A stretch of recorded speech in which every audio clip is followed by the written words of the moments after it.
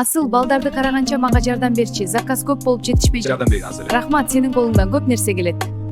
Ансыз да жумушум жок болуп жатпайбы? Балдарды мен карайм. Сарсанаа болбой тортторуңду бышырып бер.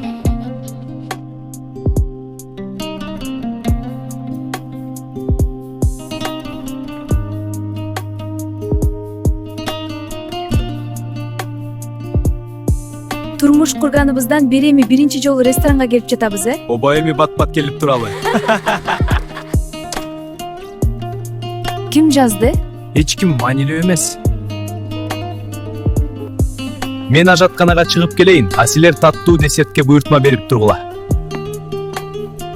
Балдар, силер отура тургула, атаңар жоголдуго, карап келейинчи. Мен ушунча аракет кылып акча тап жатсам, сен башка аялга берип жатасыңбы? О, Кудайым ай, эмнеден жаздым эле? Эми эмне кылам? Жок, мен буга чыдабайм, ажырашам.